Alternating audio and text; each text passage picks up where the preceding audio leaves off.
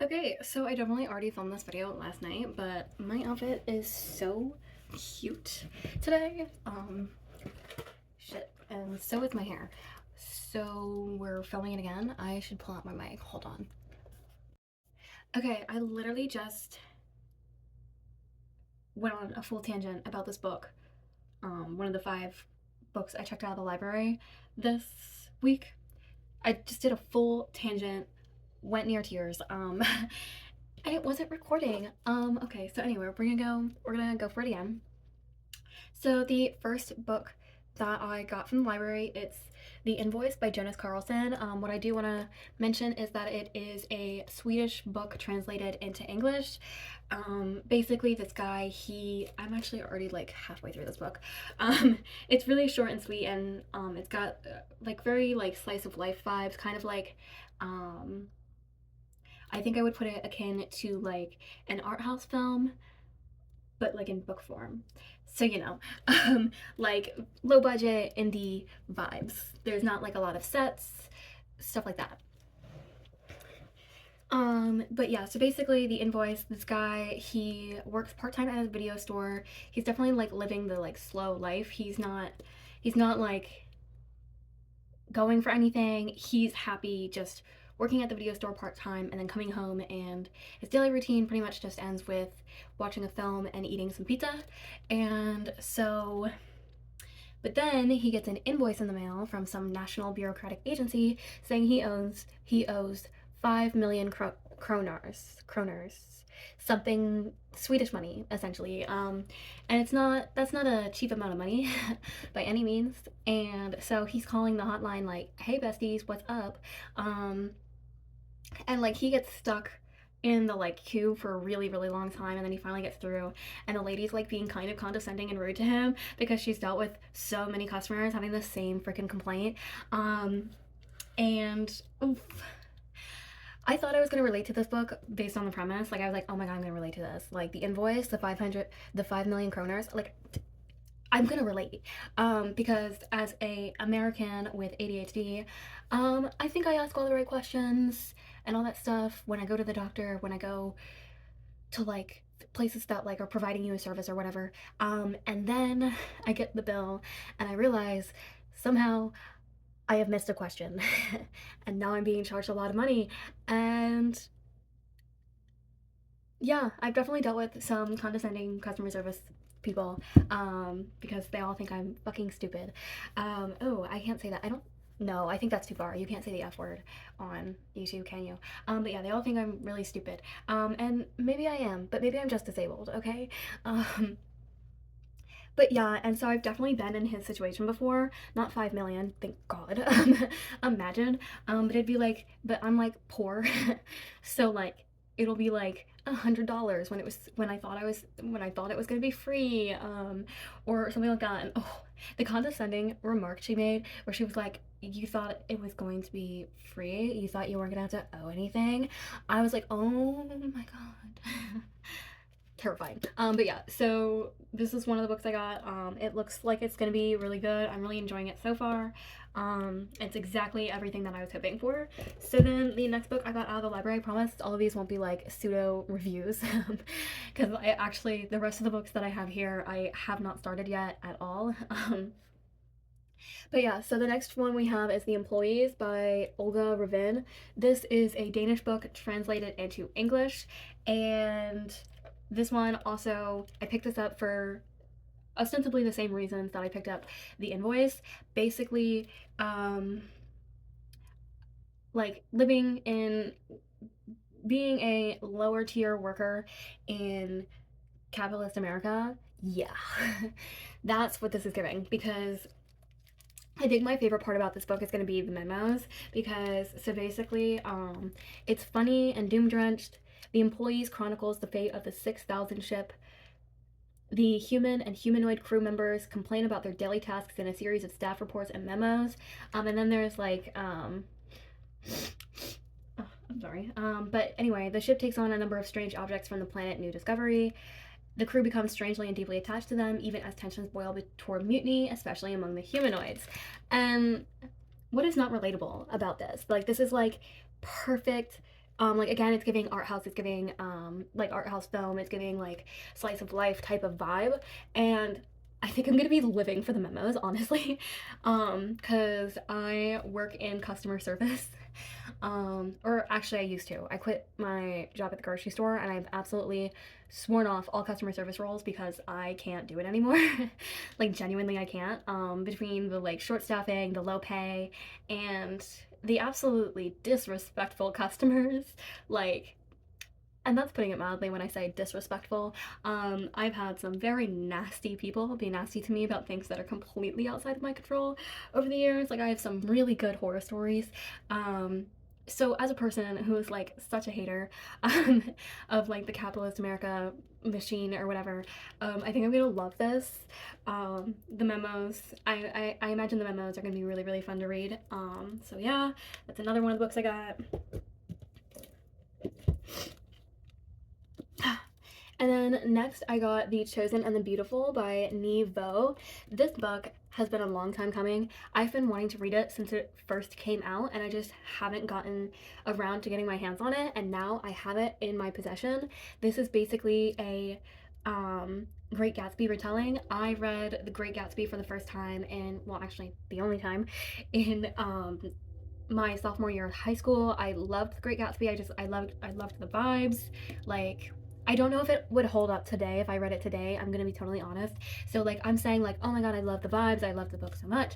But if it's actually like super bad and super problematic, and I just didn't know, I just didn't pick up on that as a like little teenager in her sophomore year of high school. Forgive me. I haven't read it since that time, and I don't remember anything about it except the Gatsby parties, and the like green light. That's like all I got. And I think, does Daisy kill someone with her car? Someone kills someone with a car. Um, and that's about all I remember from it. Oh my god. Forgive me, I'm gonna have to edit that out. So basically, yeah. So I'm really excited from that perspective. It's also Vietnamese and queer. So excited. It's gonna be great. I know this is going to be so great. So I'm really excited for this. The next book we have, I don't know why, like I don't know if it's allergies or what, but like please forgive me. I'm gonna sit up again because I'm like so low. The next book that I got from the library, this is the fourth to last book. The second to last book, sorry. I can do math, or I can string sentences together. But anyway, the second to last book that I got from the library this week is Certain Dark Things by Sylvia Moreno Garcia. I've read one of her books before. I think it was called like The Beautiful Ones or something like that, and it was like Regency era vibes with light fantasy in it, and I really enjoyed it. So I'm hoping I'm going to enjoy this. I believe you may also recognize that Sylvia Moreno Garcia from Mexican Gothic. I actually haven't read that one yet, but I know a lot of people really like it.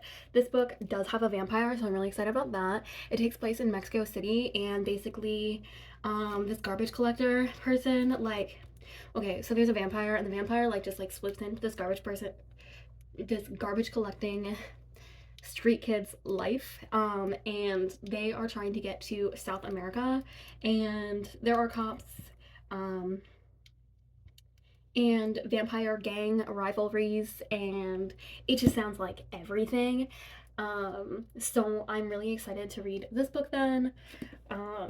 You might notice that these books are all over the map in terms of like their genre or whatever. I have ADHD, so I have to like, so when I borrow books from the library, I have to get like different genres so I can jump around, so that way I will actually read the books. But yeah, so then the last book that we have that I checked out at the library this week is Yellowface by R.F. Kuang. This book has been a long time coming. Everyone and their mother read it in 2023. If somehow you have not heard of this book but have somehow managed to stumble across this video, which wouldn't make really much sense to me because you have to be really deep in booktube to find my content, because I have very few videos. The last video I posted was literally um, last July, I think. So, I'm just having fun with it now. Trying not to brush myself. So, videos. Let's not talk about the future, okay? Like, we talk about the future and we're ruining the vibes, so we're not gonna do that. But anyway, so Yellowface by R.F. Kuang. If you somehow haven't heard about this book, basically the main character is white, her friend is Asian. They are both college students, they are both writers, and then her Asian friend dies. And this white main character, she takes the manuscript that her Asian friend had written, edited it a little bit, and then sent it to her literary agent as her own. And then her like literary agent has her publish it under a pseudonym that is racially ambiguous, and then they take a racially ambiguous author photo, and then basically she just profits off this story about like, I think it has to do with like, yeah, it's the novel is about the unsung contributions of Chinese laborers during World War One. So she's basically telling the story about Chinese Chinese history as if she is a part of that culture and understands anything about that, as a white woman, and pretending to be like, making it seem like she might also be Asian because no one wants to read stories about white women anymore, which is just, yeah, not good. So this is going to touch a lot on like racism and just white peopling. So, and I've heard a lot of really good things about it, so I'm really excited to finally sit down and read this book. Also, I just want to read the I want to read the novel about the unsung contributions of Chinese laborers during World War One. That's what I want to read. But that book does not actually exist. So, yeah. So that is okay, so this is now several hours later, but I was returning 2 books to the library, not the ones that I showed earlier in this video, but I was returning 2 books to the library that I checked out of a different library, because I have like multiple library cards to multiple different libraries. Like, I have like the county system, I have one for a city I don't live in anymore that I sometimes use to borrow ebooks, and then I have one that gets me, allows me to borrow books from like 2 different cities that I also don't live in anymore. So, but like those 2 different cities are like kind of near where I live. So I was returning 2 books to there, and I wasn't gonna buy anything because those books were like specifically for educational purposes, because I was trying to learn how to sew or whatever, and it was books specifically on that. And I was like, okay, I'm gonna finally return them because I'm going to that city anyway, for something else. And so while I was there, I had to go inside the library because there was, I was a little too early for the thing that I was in the city for. And then, so what happened was I went inside and then immediately saw books I wanted. So I checked out 3 more books, and we're gonna go over them right now.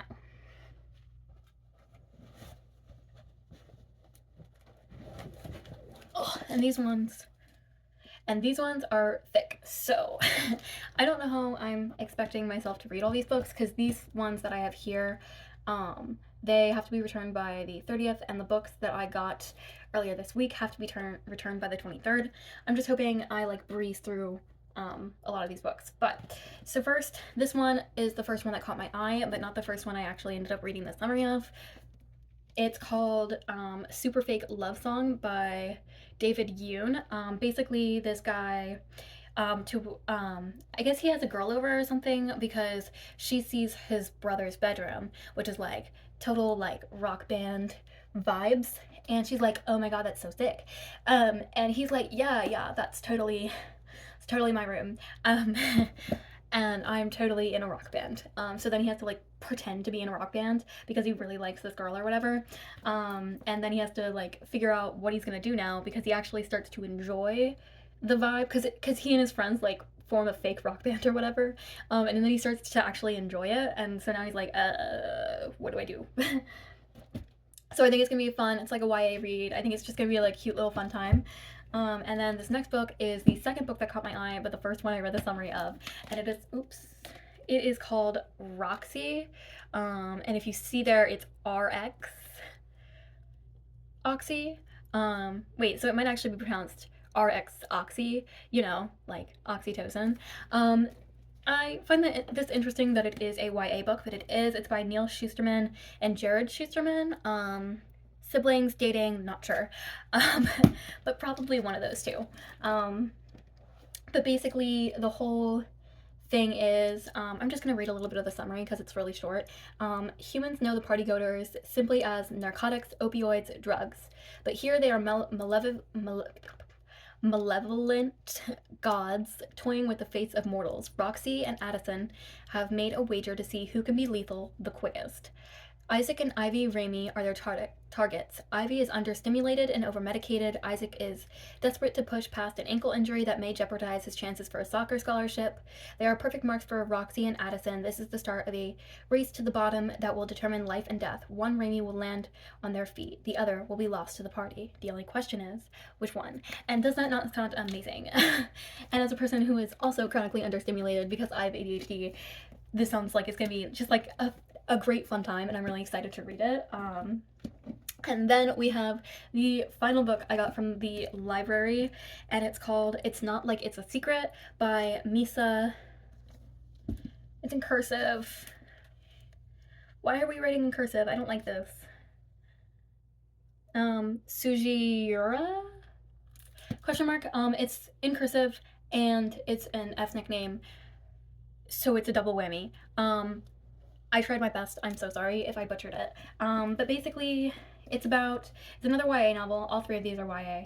And basically, 16-year-old Sana Kiyohara has too many secrets. Some are small, like how it bothers her when her friends don't invite her to parties.